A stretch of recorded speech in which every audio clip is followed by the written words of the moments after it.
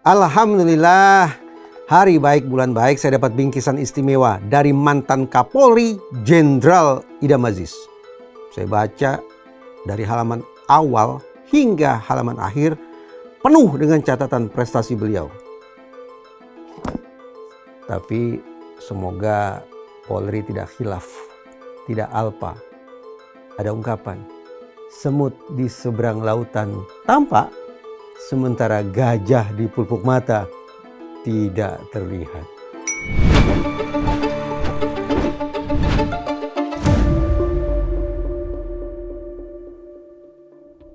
Napas utama bagi personil polisi itu adalah jiwa korsa.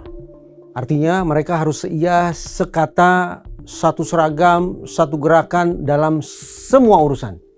Tapi saya beruntung karena ternyata tetap ada personil polisi kita yang berani membangkang, berani buka-bukaan, berani menjadi whistleblower. Personil polisi semacam ini sebetulnya sudah menerabas apa yang disebut sebagai code of silence.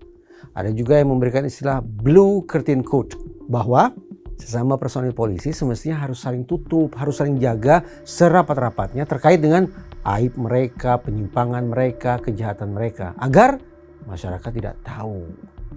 Tapi sekali lagi, saya beruntung betul. Saya merasa ini justru tanda-tanda kebaikan. Polisi-polisi yang mau berbagi informasi tentang situasi di dalam institusi Polri, tentang katakanlah sisi-sisi gelap atau sisi-sisi negatif mereka, itu ingin saya tafsirkan sebagai jangan-jangan mereka ini loh yang sungguh-sungguh punya itikat baik untuk mereformasi organisasi, menjadikan lembaga yang mereka cintai itu menjadi lebih lurus ke depannya, memberikan pelayanan yang lebih mulia di mata masyarakatnya. Nah, saya mau cerita begini.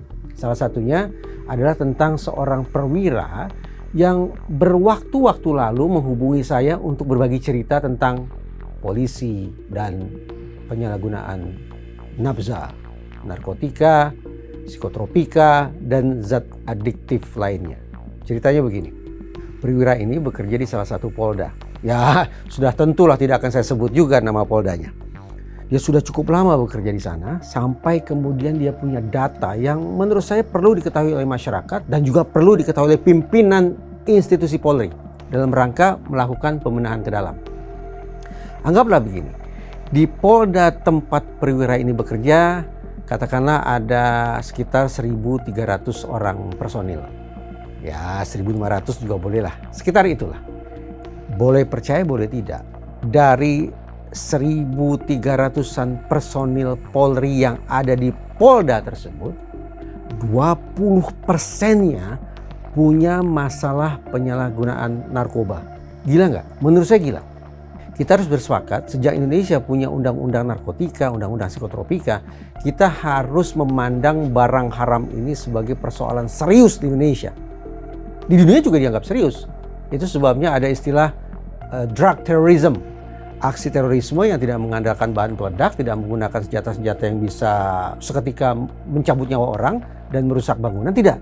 Tetapi bagaimana kemudian aksi terorisme itu dilancarkan dengan merusak raga dan merusak mental warga di negara sasaran. Nah, kalau itu saja sudah dianggap serius, lebih lagi, semakin parah lagi kalau kita bicara tentang penyalahgunaan narkoba di lingkungan penegakan hukum, terutama di kepolisian. Karena polisi loh yang punya direktorat khusus untuk memberantas masalah narkoba. Jadi betapa ironisnya, bahkan betapa tragisnya, lembaga penegakan hukum yang semestinya paling bisa diandalkan untuk melakukan perang bubat terhadap penyalahgunaan narkoba, justru anggota-anggotanya tenggelam dalam masalah narkoba. Berapa banyak? 20%. Jadi kalau kita berasumsi, katakanlah di satu wilayah, di satu polda itu ada misalnya 1.200 saja, 1.200 orang saja. Berarti 20% dari mereka, 400-an personil di sana terbelit masalah narkoba. Ada yang menjadi penyalahguna saja, tapi juga ada yang kastanya lebih tinggi sekaligus menjadi bandar, sekaligus menjadi pengedar. Jadi ini bukan masalah orang yang merusak dirinya sendiri untuk mengacaukan masa depannya dengan memakai narkoba, tetapi juga membisniskan barang bejat ini untuk merusak banyak orang, termasuk sesama sejawat mereka di institusi Tribrata. 20%. Saya tanya lebih lanjut, bos, dari 20% itu kebanyakan pangkatnya apa? Dia katakan, perwira ini katakan ke saya, kebanyakan memang bintara. Tetapi kita harus punya keinsafan yang sama. Kalau kita bicara tentang penyimpangan termasuk penyalahgunaan narkoba, asumsinya pasti adalah puncak gunung es. Banyak personil yang tidak terendus, apalagi yang tidak ditindak.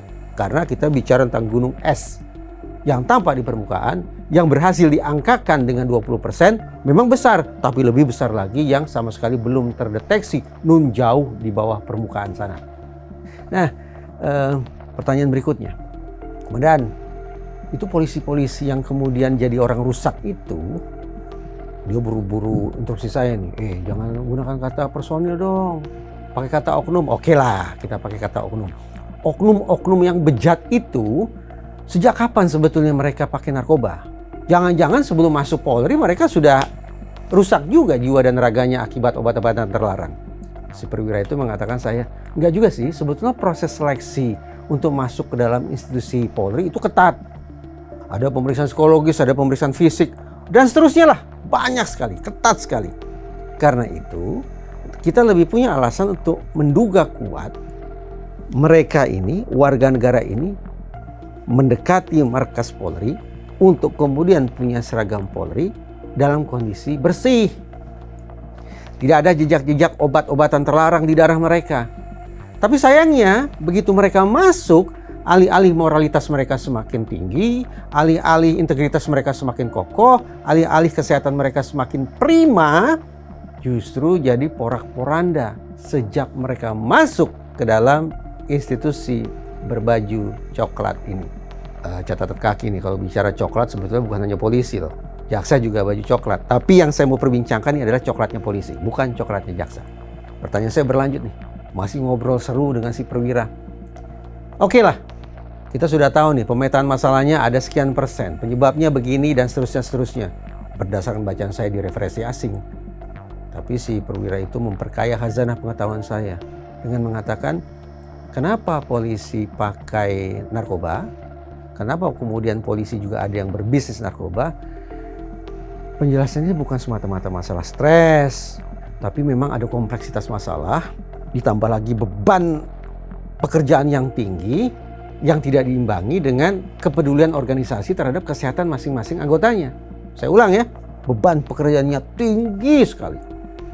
Pimpinan tuntutannya semakin lama semakin besar. Masyarakat cercaannya semakin tajam. Media pemberitaannya semakin miring. Kasus-kasus kejahatan semakin pelik untuk dipecahkan. Makin tinggi. Tapi ternyata kehirauan atau kepedulian organisasi terhadap pentingnya kesehatan personil, ya begitu-gitu saja. Jadi cara personil untuk mengkompensasikannya, bahkan mungkin cara personil untuk menyelesaikan pekerjaan-pekerjaannya adalah dengan, ya mereka harus menemukan suatu cara untuk memompa stamina mereka secepat-cepatnya. Apa coba? Alat yang bisa memompa stamina, energi, konsentrasi secepat-cepatnya. Ya pakai obat. Pakai vitamin bisa, tapi butuh waktu. Pakai jamu, ya lebih panjang lagi waktunya. Tapi yang instan bisa membuat polisi selalu terjaga melek matanya adalah narkoba jenis tertentu. Nah, kompleksitas masalahnya tinggi. Heterogenitas masyarakat pun bisa sedikit banyak ikut membebani polisi. Karena ya lain kepala, lain latar belakang, lain pula penyikapannya. Nah itu ya, itu antara lain sebab musabab kenapa kemudian akhirnya ada polisi yang ya menjengkelkan sekaligus menyedihkan, akhirnya ikut-ikutan pakai narkoba. Tetapi juga ada catatan penting. Memang tidak bisa disangkal juga bisnis haram yang satu ini, produk yang terlarang ini menjanjikan cuan. Nah, ada juga nih polisi-polisi yang ternyata kemudian melihat cara untuk melipat gandakan penghasilan mereka dengan berbisnis di bidang yang satu ini. Terus bagaimana? Sudah berhasil diketahui ada 20% personil polisi kita di Polda yang pakai narkoba, terus diapakan? Ya secara normatif ada yang di PTDH, di pemberhentian tidak dengan hormat, dipecat lah. Bajunya dilucuti, ditendang sejauh-jauhnya dari organisasi. Ada juga yang demosi, ya mungkin penurunan pangkat atau penurunan posisi, atau mungkin diberikan penugasan yang jauh-jauhnya di pelosok agar bisa membenahi diri. Seperti itulah asumsinya. Ada juga yang dipidana, berarti tidak cukup hanya dengan sanksi etik, tidak cukup hanya dari peringatan pimpinan, tapi dibawa ke ranah pidana. Ujung-ujungnya apa? Masuk penjara, bayar denda, dan hal-hal yang sebetulnya sangat memalukan lainnya. Sudah? Belum. Superwira ini mengatakan yang di PTDH, yang di demosi, yang dipidana, ya ada sekitar 50% lah dari total yang berhasil ditangkap, berhasil diamankan. Selebihnya bagaimana? Ada istilah diamankan pakai tanda petik. Jumlahnya juga 50%. Diamankan dalam tanda petik artinya bukan pertanggungjawaban si oknum yang diminta, tetapi justru terjadi tawar-menawar, terjadi kompromi internal, terjadi negosiasi finansial. Si oknum harus mengeluarkan merogoh koceknya untuk kemudian menyumpal mulut para pemeriksanya, sehingga catatan karirnya di kepolisian tetap bersih, seolah-olah dia adalah personil polisi yang selalu bekerja secara proporsional, prosedural, dan juga profesional. Lebih karena apa? Namanya dibersihkan dengan cara-cara duit. Udah, sebut sajalah duit. Jumlahnya juga banyak. Lalu kenapa ada yang tidak diamankan? Kan tadi kita sudah mulai obrolan ini dengan mengatakan semestinya jiwa korsa harus kompak. Tapi kenapa kemudian ada pengguna-pengguna narkoba yang tetap dijatuhi sanksi, tetap dijatuhi pidana? Kata si perwira, ya karena kelakuannya sudah terlalu telanjang lah. Sudah terlalu kasat mata. Senakal-nakalnya kami tetap saja ada batas toleransinya. Nah, jadi yang terlalu badung, yang terlalu nakal, yang terlalu degil, yaitu akan tidak diamankan. Bisa di PTDH, bisa di demosi, bisa dipidana. Ada juga yang karena sudah berulang, dulu sudah pernah dijatuhi sanksi, ketangkap lagi ya karena berulang, karena residivis, akhirnya tidak lagi cukup diselesaikan secara internal, tapi memang harus dibawa ke pidana. Atau juga ini yang paling jelek kedengarannya. Ya karena memang tidak ada kecocokan harga antara si oknum dengan si pemeriksa. Pada dasarnya sudah coba untuk negosiasi, tawar-menawar. Tapi ternyata deadlock, tidak ada kecocokan harga. Apa boleh buat? Karena tidak ada kecocokan harga, akhirnya dibawalah ke ranah pertanggungjawaban pidana maupun etik di institusi Polri. Menyedihkan ya. Bagi saya sangat menyedihkan. Sangat menyayangkan loh. Kalau Kapolri Jenderal Listio Sigit belum lama ini mengeluarkan titahnya agar pertahankan kedudukan Polri langsung di bawah Presiden, perjuangkan itu hingga titik darah penghabisan, titah itu diberikan kepada seluruh personil Polri, 20% saja nih, di Polda yang saya ceritakan barusan, jelas tidak bisa diandalkan. Jelas tidak bisa diandalkan. Apalagi kalau kita bicara tentang pelayanan ke masyarakat, lebih-lebih lagi, jelas tidak bisa diharapkan. Oke, kita sudah bicara tentang semerawutnya institusi Polri yang sesungguhnya kita cintai, kita hormati akibat ulah personilnya sendiri. 20% jadi angka ajaibnya. Angka aibnya tepatnya, bukan angka ajaibnya, tapi angka aibnya. Pertanyaan terakhir. Kalau personil polisi kemudian berkubang di masalah narkoba, emang dampaknya ke kita apa? Dampaknya ke kehidupan masyarakat apa? Jawabannya sederhana. Duit kita hilang, bos. Anggaran negara tersedot untuk mengurusi orang-orang yang semestinya tidak usah diurusi karena masalah ini. Misalnya nih, sayangnya saya belum menemukan data real di Indonesia ya. Semestinya ada nih, kalau Polri kita lebih mau transparan, mau buka-bukaan, kita akan bisa menakar ulah para personil Polri, ulah para oknum personil Polri ini mendatangkan kerugian seberapa besar di Indonesia, semestinya harus dibuka. Bisa kok. Di Amerika deh misalnya, sebagai perbandingan ya. Kalau kita sebatas bicara tentang anjloknya produktivitas si personil, ada hitung-hitungan begini. Bahwa untuk satu orang personil polisi di negara Paman Sam yang terbelit masalah narkoba, negara harus mengeluarkan anggaran ekstra sebesar hampir $4.000. $4.000 per orang. Untuk mengobati, memproses, apapunlah sebutannya bagi personil polisi mereka. $4.000 per orang. Cukup? Tambah lagi.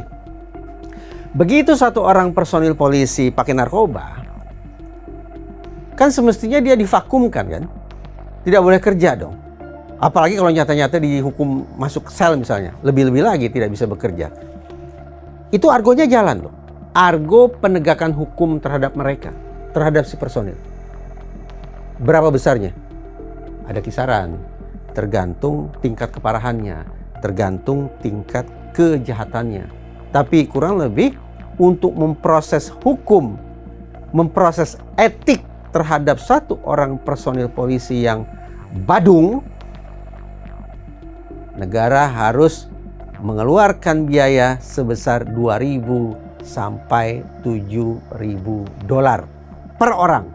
Berat ya berat. Apalagi kalau negara pakai hashtag efisiensi anggaran seperti negara kita, ya angka-angka yang saya sebut tadi tinggal dikonversi ke dalam rupiah, niscaya akan menghasilkan deret angka yang menyakitkan hati.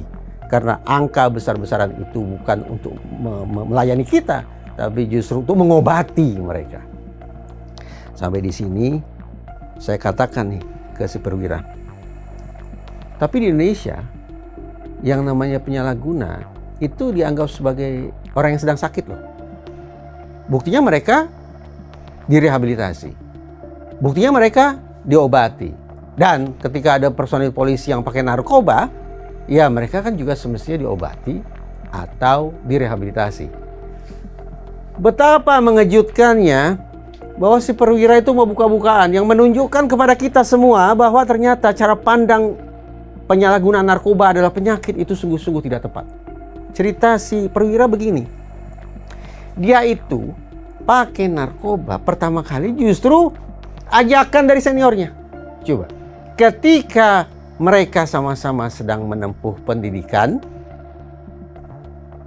lalu plesir, jalan-jalan, refreshing, cari hiburan, disitulah mereka pakai narkoba. Senior mengajak juniornya. Ajakan sekalipun, tawaran sekalipun, ketika diucapkan senior terhadap junior, boleh jadi akan dianggap seperti sebuah perintah. Spontan, responnya apa? Siap dan laksanakan 86. Kalau ditolak, resikonya bisa jadi dikucilkan. Perjalanan karir bisa jadi akan dihambat oleh sang senior. Akhirnya tak mampu melawan tekanan, tak mampu melawan godaan, pakailah dia narkoba. Coba simak ulang. Itu gambaran orang sakit tidak? Oh tidak, itu bukan gambaran orang sakit. Sang polisi ini secara rasional menimbang baik buruknya, manfaat mudaratnya, kalau saya pakai bagaimana, kalau saya tidak pakai bagaimana. Dan dalam hitung-hitungan dia, ketika dia pakai kalkulator di kepalanya, simpulannya, ya kalau mau untung, ya dia harus pakai narkoba. Kalau dia menolak pakai narkoba, alamat masa depan akan suram. Nah, sekali lagi, itu bukan ciri-ciri orang sakit. Itu ciri-ciri orang yang secara sengaja, yang punya kematangan dalam memperhitungkan suatu pelanggaran hukum. Ini buah pemikiran rasional. Nah, orang yang rasional macam itu kok tiba-tiba sekarang kita mau tempatkan sebagai orang yang sakit, yang harus diobati, direhabilitasi? No way. Saya tidak setuju. Jadi, ini bahan koreksi juga nih. Bagi Polri, bagi BNN, bagi sistem peradilan pidana. Benar tidak nih bahwa setiap penyalahguna, apalagi penyalahguna pertama, serta-merta akan diberikan layanan rehabilitasi tapi tidak dikirim ke dalam bui? Kita harus koreksi. Karena terbukti paling tidak dari cerita perwira itu tadi tertangkap sudah gambaran kenapa ada orang lebih-lebih, kenapa ada polisi menjadi penyalahguna narkoba, baik sebatas tanda petik menggunakan saja maupun berbisnis dengan narkoba, adalah buah pemikiran yang rasional. Itu dia, menurut saya kisah keren dari ordal, dari personil polisi yang mau buka-bukaan. Betul-betul saya garis bawahi, saya menangkap etikat baik dari sang perwira ini. Dia mau cerita belak-belakan agar kemudian terjadi perubahan bagi institusi Polri ke arah yang lebih baik. Satu album kita simpan. Berikutnya, kapan-kapan kita bicara tentang polisi dan penyalahgunaan untuk politik praktis. Dari siapa ceritanya? Dari orang dalam berikutnya. Dari seragam coklat berikutnya.